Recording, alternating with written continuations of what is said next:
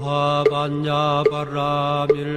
심경반자대보살이 깊은 반야바라밀다를 행할 때 오니 공한 것을 비추어 보고 온갖 고통에서 건너느니라. 사리자여, 색이공과 다르지 않고 공이색과 다르지 않으며 색이고 공이요 공이고 색이니 수상행식도 그러하니라. 사리자여, 모든 법은 공하여 나지도 멸하지도 않으며 더럽지도 깨끗하지도 않으며 늘지도 줄지도 않느니라.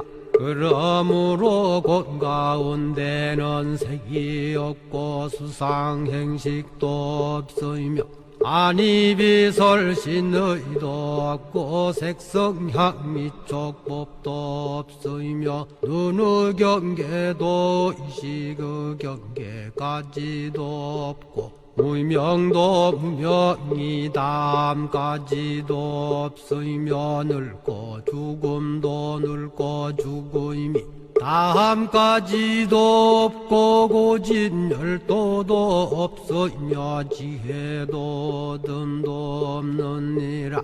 얻을 것이 없는 까닭에 보살은 반야바라밀다를 의지함으로 마음에 걸림이 없고 걸림이 없으므로 두려움이 없어서 뒤바뀐 헛된 생각을 멀리 떠나 완전한 열반에 들어가며 삼세의 모든 부처님도 반야바라밀다를 의지함으로 세상의 깨달음을 얻느니라. 반야바라밀다는 가장 신비하고 밝은 주문이며 위 없는 주문이며 무엇과도 견줄 수 없는 주문이니 온갖 괴로움을 없애고 진실하여 허망하지 않음을 알지니라. 이제 반야바라밀다주를 말하리라.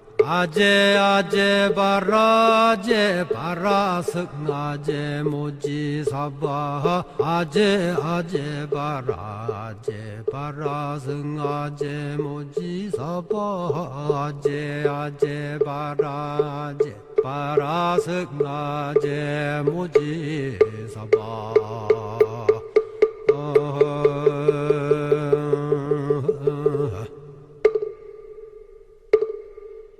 시작하기 전에 오늘 제가 말씀드릴 박한영 스님에 대한 일화를 잠깐 소개하고 넘어가겠습니다. 그분의 제자 스님 한 분이 이렇게 남긴 글에 의하면 이 법상에 앉아서 거의 안 했다고 들었습니다. 이렇게 설법을 그냥 일반 대중들과 똑같은 자리에서 이렇게 서서 하시거나 그랬다는 말을 읽은 것 같아서 대단히 불경스럽지 않은가 그렇게 생각을 합니다. 자, 우리 학장님께서 좀 별안간 뭐 좀 이렇게 이 시간을 좀 가져줬으면 했어서 하셨는데 뭘 말씀을 드릴까 하다가 잘은 모르지만 제가 박한영 스님에 대해서 좀 얘기를 해야 되겠다 그런 생각을 하게 됐습니다. 석전 박한영이라는 분을 제가 의식하고 들은 것은 얼마 되지 않습니다. 80년대 후반에 우리 학과에 재직하셨던 이병주 선생님께서 어느 날 지나가듯이 석전 박한영 스님에 대한 얘기를 하셨어요. 우리 학교 출발기부터 시작해서 지금의 우리 학교의 모습을 있게 하신 분이다 라고 말씀을 하셔서 가만히 생각해 보니까 제가 입학하던 당시에는 오전 8시부터 9시까지 그 특별 교양 시간이 있었습니다. 누구나 다 들을 수 있고요. 거기 그걸 듣게 되면은 교양 학점을 좀 이렇게 면할 수 있는 뭐가 있었던 것 같아요. 그래도 저도 한번 들었는데 그때 석전이라는 호를 들었던 그 호에 대해서 말씀을 들었던 것 같아요. 그 호에 대한 이야기는 이 글의 마지막 쪽에서 다시 한번 상기하시기로 하고 석전 박한영 스님이 어떤 분인가를 갖다가 오늘은 여러분께 간략하게 말씀드리고자 하는데 제대로 될지 모르겠습니다. 석전 박한영 스님은 그 간략하게 박한영 스님의 생애를 좀 이렇게 간략하게 말씀드리면 좀 알아야 되실 것 같아서 물론 아시는 분들도 계시겠습니다만은 1870년에 전라북도 완주에서 태어나셔가지고 1948년에 내장사 그 병련함에서 입적하신 근대기의 학승 중의 학승이고 선각자이라고 할 수 있습니다. 그런데 지금 이렇게 여러분들이 역사 교과서에 안 나와요. 거의 안 나옵니다. 근데 그 시기를 살았던 분으로서 그게 참 이상하단 말입니다. 왜냐하면 그 시기에 역사적 인물로 등장하는 분들이 다 이분의 어떤 그런 요즘 말로 하면 바운더리 안에 있었어요. 어떤 생각이나 사상이나 어떤 문화적인 것들을 궁금해서 물을 때는 다 여기 이분 찾아봤었거든요. 여러분이 잘 알고 있는 그 나중에 친일로 이제 밝혀져서 문제가 됐습니다만은 이광수라든가 육당 추남성이라든가 이분 문제를 수시로 드나들었어요. 자기들이 부족한 것을 이분을 통해서 다 깨우쳤다고 들었습니다. 또 정인보란 분 아시죠? 뭡니까 저기 광복절 노래 지었다고 그랬나요? 그 정인보 선생 또 벽총명이 뭡니까 상강 변형만 다 국학자들이고 그 시대의 천재들이죠. 그분들이 다 이분한테 와서 한마디씩 듣고 갔습니다. 그리고 모르는 게 있으면 따라다니면서 귀찮게 굴고 해도 넉넉하게 받아주시고 이런 거야 라고 말씀을 하셨다고 합니다. 어쨌든 그런 분이고요. 19세기 그 후반기에 태어나서 20세기 전반기를 살다 가시면서 이 땅에서 많은 분들의 그 의지처가 되었던 그런 분이죠. 여러분들이 잘 알고 있는 만해 스님도 역시 만해 한용원 스님도 역시 이분한테 많은 걸 의지했습니다. 여러분들이 잘 알고 있는 불교의 신론요. 이분 때문에 나왔어요, 사실은. 이분이 거처하던 구암사에서 그걸 완료했습니다. 그리고 지원하고 제첨까지 써주셨어요. 그런 걸 알게 되면 전혀 잘 모르죠, 일반인들은. 그냥 전문가들이 학술적으로 하는 얘기 아닌가 그렇게 얘기할 것 같습니다. 그 생애는 간략하게 말을 한다는 게 다른 얘기를 했습니다만은 스님은 그 19살에 출가를 하셨어요. 왜 출가했는가 하니 아마 그 시대가 스님을 받아주기에는 너무나 그릇이 작고 땅이 작았던 것 같아요. 본인을 갖다가 그렇게 표현하고 있습니다. 그러니까 인간 세상에 떨어진 부자유한 존재다 이렇게 각성을 하시고 그 문제를 그로부터 해방되기 위해서 아마 출가를 하지 않았나 싶습니다. 출가를 처음 했을 때 첫 스님과 잘 맞지를 않았던 것 같아요. 그래서 남쪽으로 백양사를 가서 나중에 교종이 되시는 분이죠. 김한흥 스님한테 사교과를 배우고 대교과는 전라남도 서남사에 가서 그 시대의 대강백이죠. 김경훈 스님한테 대교과를 마쳤습니다. 그리고 순창에 가면 구암사라고 있습니다. 전북 순창에 가면 그 구암사는 조선 후기에 설파상언이라든가 백파 스님이 화엄 불교와 선을 닦았던 그 말하자면 불교 강학의 고장 중에 고장이죠. 그 젖줄기를 유자로서 이렇게 조금 마셨던 분이 추사입니다. 추사 김정입니다. 그 추사 김정이라는 분이 석전 스님의 그 석전이라는 호를 지었다고 그래요. 그 유래는 또 나중에 얘기하겠습니다. 스님을 뭐 워낙 크신 분이어서 절대 뭐 이 적은 시간에 다 말씀드릴 수가 없어서 석전 스님 하면 생각나는 그러한 이미지를 가지고 얘기를 해보겠습니다. 아까 얘기했듯이 그 근대기를 대표하는 불교 학자이시고 교육자이십니다. 특히 이분은 이분 글을 읽다가 식고화신이라는 말을 발견을 했어요. 여러분 불교 유신론은 아마 아까 그 누굽니까 만해 스님 책을 보다 보면 불교 유신론 말이 그렇게 나오죠. 파괴는 창조의 어머니다. 그런 말 나오죠. 그러면서 유신을 주장하는데 이분은 식고화신이라는 말 써요. 옛 것을 먹어서 완전히 소화를 해가지고 새로운 것을 갖다가 창안해낸다 그런 뜻입니다. 그러니까 옛날 것, 그러니까 우리의 어떤 정체성이나 주체성들을 버리지 않는 겁니다. 그것들을 완전히 잘 소화해서 새로운 세계를 대응한다. 뭐 이런 정도 얘기가 아닐까 싶습니다. 만해 스님의 그 파괴는 창조의 어머니, 저기 뭡니까 어머니다라고 하는 것이 언뜻 그 시적인 언어로서 상당히 젊은 사람들에게 파고들 수 있다는 생각이 들지만 또 가만히 생각해 보면 식구하신이라는 말을 이렇게 가만히 생각해 보면 아주 그 굉장한 훨씬 더 테두리나 깊이가 크다 이렇게 생각이 됩니다.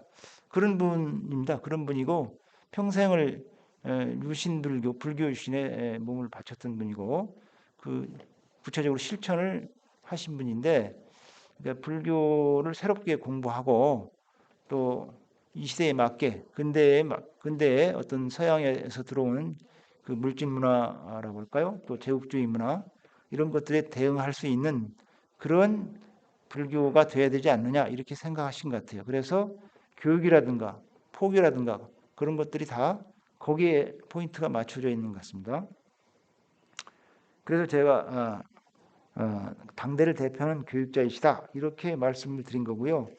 근데 이 교육을 하면서 전통적인 교육과 근대적인 교육을 같이 합니다. 이것도 교육의 그 이원적인 모습인데 그 과도기에는 그렇게 할 수 있다고 봅니다. 과도기에는 자칫 그 하나만을 선택한다면 혁명의 길로 가서 그것이 유리할 것 같아도 어쩌면 많은 그 피를 부르는 일이 될 수도 있기 때문에 그런지 어쩐지 잘 모르겠습니다만 살생을 금하는 그 불교라면 그런 일은 좀 피하고 싶지 않았던가 싶습니다. 그러니까 전통적인 교육을 어떻게 하셨냐면 이분이 이제 교육을 잘 받으셨고 또 위대한 스승들을 아까 말씀드렸듯이 그 말하자면 경운 스님이라든가 김환원 스님 그리고 서류 스님한테 당호를 받습니다. 그리고 개당을 하는데 그 연배가 그때가 불과 25살 때예요. 개당을 해서 영호당이라는 그런 이름으로 불려지고 있죠. 그러다 그게 1895년이고요. 그때부터 시작해서 1908년까지는 전통적인 교육을 하시는 것 같아요. 이절저절 많이 다니셨던 것 같고 이제 흔히 이게 제가 호명하면 알 수 있는 절들입니다. 뭐 대원사, 화엄사, 무슨 범어사, 대응사, 백양사, 서남사 뭐 굉장히 많습니다. 그걸 다 줄줄이 다 적어도 이 삼남에 있는 거의 모든 절들은 다 다니면서 그 초청을 받아가지고 강연도 하고 삼장을 설하셨다고 이렇게 들립니다. 그런데 그렇게 돌아다니시면서 이분이 북쪽을 가끔씩 갔어요. 안변 서광사. 안변 서광사는 바로 안변의 그 함흥과 가까운 곳으로 제가 알기로는 그 원산이라는 데가 안변하고 가깝거든요. 저기 서광사하고 거기서 신문물을 아주 제대로 접하지 않나 싶었는데 그쪽이 아마 개항이 아마 가장 빠를 거예요. 우리 그 근대기에 개항. 그런지 어쩐지 확신은 없습니다만 어쨌든 새 시대라고 하는 것을 이제 직감하셨던 것 같고 그거에 대한 고민을 갖다 이제 마네 스님이라든가 일본 유학 갔다 온 마네 스님을 1908년, 1907년에 유학을 하셨는데 8년에 마네 스님이라든가 금파 스님을 만나서 그 당시 시국에 대해서 서로 토론을 하기 시작하죠. 그때까지 이제 전통적인 교육을 했고요. 나중에 또 1926년에 여기 서울에 개원사가 있죠. 개원사 앞에 안에 대원암이 있고 대원암에 그 말하자면 전통적인 불교 교육원을 만들어서 그쪽에 초청을 받아서 해방이 될 때까지 전통적인 방식으로 또 교육을 합니다. 1910년대에 아마 우리 불교계에서는 최초일 가능성이 큰데 1910년에 백양사에서 광성우석이라는 그 신식 불교 학교를 만들고요. 측량이라든가 역사, 지리 이런 것들을 가르칩니다. 다시 말하면 근대식 불교 학교가 된 거죠. 우리 학교의 그 출발기에 맥을 잇고 있는 불교 고등 강숙 또 불교 중화학림 이런 학교들을 거치죠. 중앙불교 전문학교까지 거치는데 여기서 주목할 것은 불교 중화학림입니다. 불교 중화학림이 1915년 11월에 이제 인가를 받고 1916년 첫 학기부터 강의를 하는데 교과 과정이 전통적인 교과와는 많이 달라집니다. 전통을 수행하면서도 근대기의 불교학과 근대기의 신학문 과정으로 이게 짜이거든요. 근데 불교 교육의 변화가 일어났어요. 다른 분들은 아직까지 연구자들 중에 석전의 어떤 근대 불교가 뭐냐라고 할 때 잘 말씀을 하지 않으시는데 제가 볼 때는 그 유식학을 갖다가 굉장히 중시해서 그 중앙학림이 4년제 대학이거든요. 우리나라 지금까지 제가 찾아보니까 최초의 4년제 대학 같아요. 본과 1년에 아주 예과 1년에 본과 3년제였는데 예과 때 그 유식학의 그 기본되는 교과목이 인명학인데 인명학은 불교 논리학이죠. 그걸 기둥 과목으로 배우고 있습니다. 아마 그것은 지금까지 제가 확인해 보기로는 일본도 그렇지 않았고요. 중국도 안 그랬습니다. 중국은 1920년대 가서야 유식학을 남경 각경초에서 이제 시작을 하죠. 그러니까 그런 걸 보면 이걸 제도화시켰단 말이죠. 아주 굉장히 빠른 시기에 제도화해서 근대 불교 그럼 왜 유식학이냐? 근데 서양에서 들어오는 인문학을 아마 그것으로 대응할 수 있다고 봤던 것 같습니다. 물리학은 서양이 어쩔 수 없이 수학 때문에 앞서갔다고 하지만 인문학은 저쪽에 양보할 수가 없는 것이다. 더구나 전쟁을 겪으면서 1차 대전을 겪으면서 스님이나 한용운 스님은 이 전통 불교에 상당히 그쪽으로 회귀하고 있는 것을 볼 수 있습니다. 불교 유신론에서는 진화론 같은 서양의 그 사상들을 받아들여서 가감하게 얘기하고 있는데 1917년을 지나면서 마네 스님은 유심론 쪽으로 기웁니다. 유물론에서 유심론 쪽으로. 그 유심지가 나오지 않습니까? 그러니까 그것은 동아시아 불교의 어떤 인문학적 가치에 대한 어떤 인정에서 그런 게 아닌가 싶어요. 그리고 이제 중앙님 끝에 1919년 3.1운동이 났고 스님께서 그때 학장을 맡으셨다가 일본 사람들의 압력도 있었고 불교 내 자체 내 어떤 혼란도 있어서 결국 이제 1922년에 휴교가 됩니다. 휴교가 되고 어떻게 해서 1926년에 1928년에 그 다시 복구가 돼서 불교 전수학교가 되고 그 2년 뒤에 중앙 불교 전문학교가 되죠. 그렇게 해서 이제 스님께서 그 중앙 불교 전문학교에서 어려운 강좌들은 다 맡아서 했던 것 같아요. 예를 들면 서문염성 같은 것들을 강의하셨고, 또 남들이 할 수 없으니까요. 남들이 다 내놓은 과목들을 스님께서 다 차지하셔서 강의를 진행했다고 들었습니다. 교과 과정이 또 나와 있고요. 중앙불교전문학교에 32년에 교장으로 취임을 해가지고 38년도 전반기에 일본 사람들의 압력이 심해지니까 사임 의견을 표출했고 1938년 11월에 이제 사임이 받아들여져서 사임하고 마십니다. 거기까지가 이제 중앙불교 전문학교를 이끌었던 시기예요. 그 시기가 스님이 생각했던 불교육을 실현하려고 무척 애를 썼습니다만 이미 일본에서 공부를 하고 들어온 젊은 불교 학도들이 교과 논쟁을 펼치면서 스님의 교과 과정에 대해서 덤벼드는 시대였습니다. 어쨌거나 스님은 굳건하게 대원함을 지켰고 또 전통적이든 또 신식이든 나름대로 흔들리지 않고 교육을 진행했으며 그 뒤에 이제 얼마 안 있어서 해방이 됐고 해방 후에 초대 교정에 오릅니다. 누가 시켜서 된 게 아니고요. 전국 승려 대회에서 최초로 해방 후에 최초의 교정에 오르셨다. 그렇게 말씀드리고 싶고요. 자, 이분이 그럼 불교에만 신경을 썼느냐? 그건 아니고요. 3.1운동 때는 그 교통관계로 직접 참여를 못했지만 이미 그 제자분들 김범민, 백성욱 이런 분들이 다 총장하셨죠 우리 학교에. 이분들이 다 이분의 제자예요.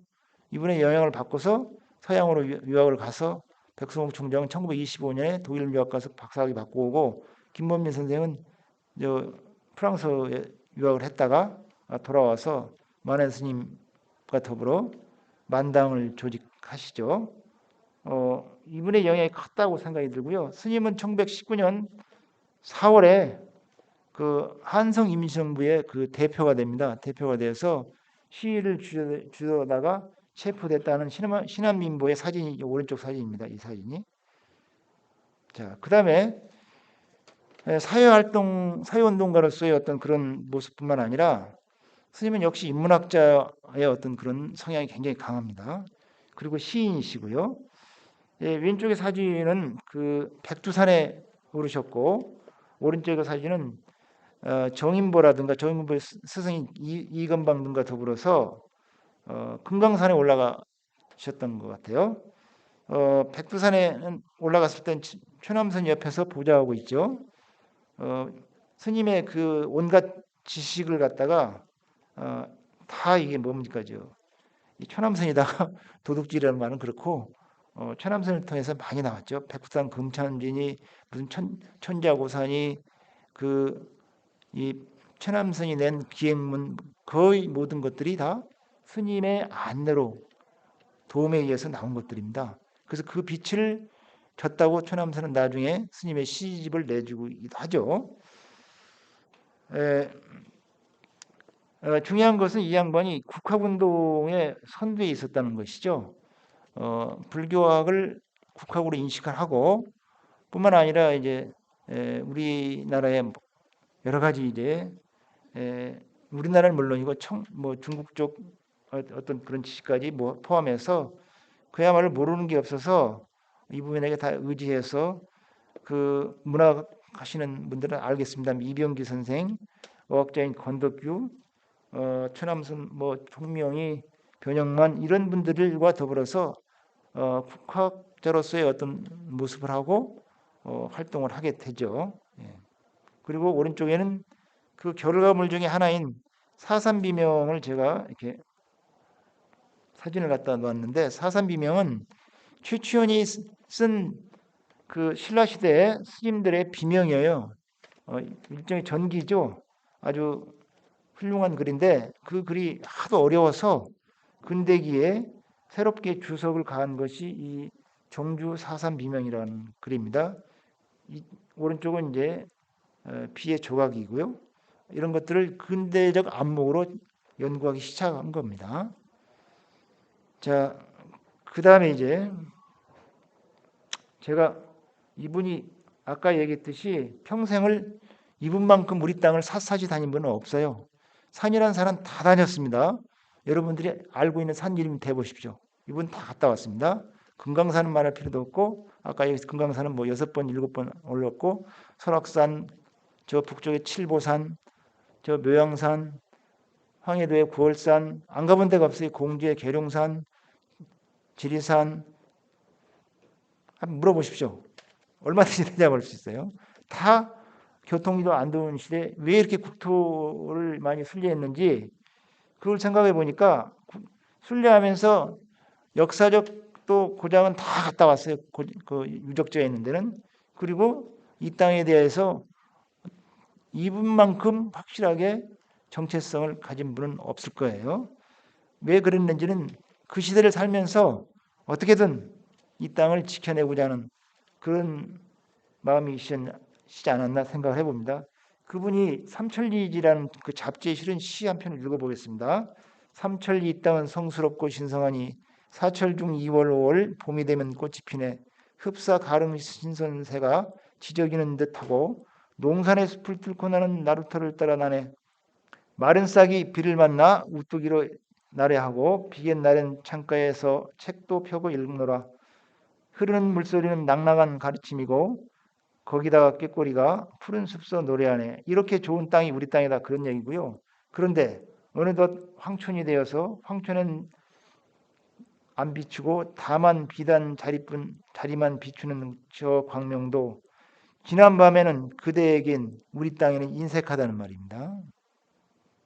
이 빛과 이 족부를 가리지 않는다면은 감옥 같은 이 땅이 한번 환해지고 탄탄해지더라. 뭐 이런 시예요. 삼천리지에 실려 있고요. 정작 이분 시집에는 안 실렸더라고요. 그래서 한번 여러분과 같이 읽어보았습니다. 자, 이분은 본인이 미술, 특히 서예로서 그 일가를 이루었고 그림도 잘 보았습니다. 고기동이란 분, 우리나라 최초의 서양화가입니다. 스님의 그 초상화를 이렇게 그렸어요. 그리고 이분뿐만 아니라 김복진 같은 그 조각가, 금산사 뭡니까 금산사 장존산인가요? 그 조각하신 분이죠. 그런 분들과 교류를 했고요. 하여튼 도움을 받았어요. 어쨌든 그 교류가 아니라 일방적으로 스님의 도움을 받고 스님이 아마 증의했을 겁니다. 그 저기를. 이제 그 마지막 말 하고 이제 마쳐야 될 것 같은데 이분이 제가 말로만 했는데 직접 쓰신 글을 한번 보겠습니다. 오른쪽에 있는 시는 나이 60쯤 60쯤 돼가지고 회고하는 아주 길다란 시가 있는데 그 중에서 아주 짧은 넉 줄을 인용했어요. 이런 글이 나옵니다. 고나면 다리 밝은 창가에 눕고 배가 고프면 채식도 즐겨 먹는다. 인간 세상 온갖 일 부질없으니 근심과 기쁨이란 본래 없는 것이다. 이 중도 사상을 노래한 것이라고 부릅니다.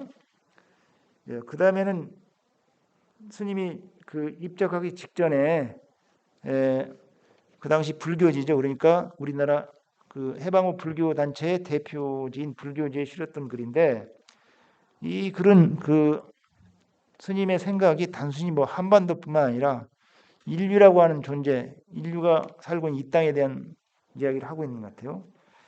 자, 세계는 잠옷 강렬한 각자의 주장에 사로잡힌 인류 평화의 길을 막고 있다.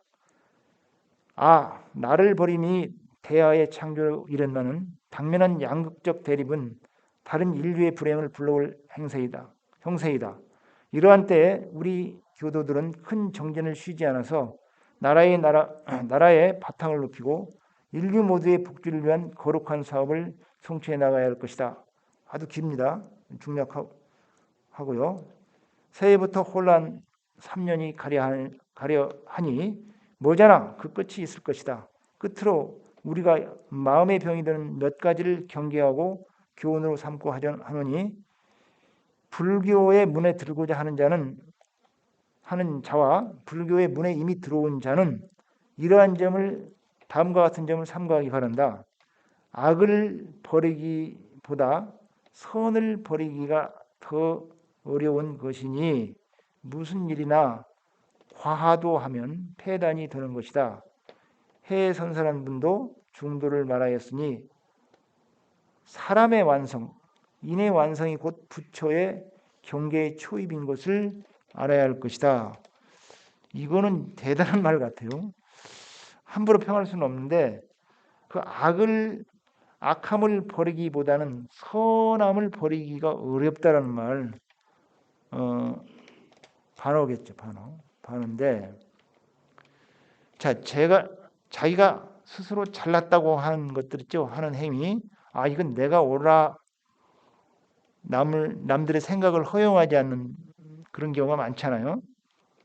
그런 전제적인 생각, 이것 때문에 세상이 많이 병들죠.